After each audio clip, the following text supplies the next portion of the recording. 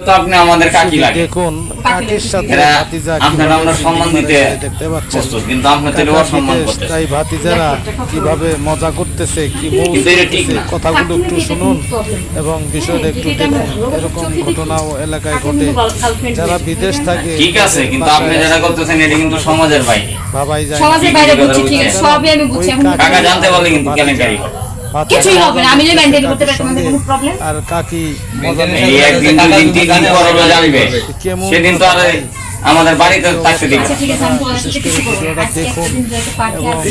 Share করে দিন, share করে দিন যাতে অন্যরা বিষয়টি দেখতে পারে, দয়া করে মাফ করে দিন। শিক্ষণীয়ভাবে সেটা কোনোদিনই সম্ভব না। শিক্ষার জন্য এটা দেখতে হবে ঠিক আছে, আমি ভিডিওটা। এখন বাড়িতে গিয়ে তোমার মানে বাইরে যদি কাকা থাকে আর কাকি যদি দেশে থাকে, দেশে থাকলে এখন কিন্তু আপনি আমাদেরকে ফাঁসায় দিয়ে আপনি খুশি থাকেন, কি করতেছে এটা আপনি কাকির সঙ্গে তাহলে বিচার করুন।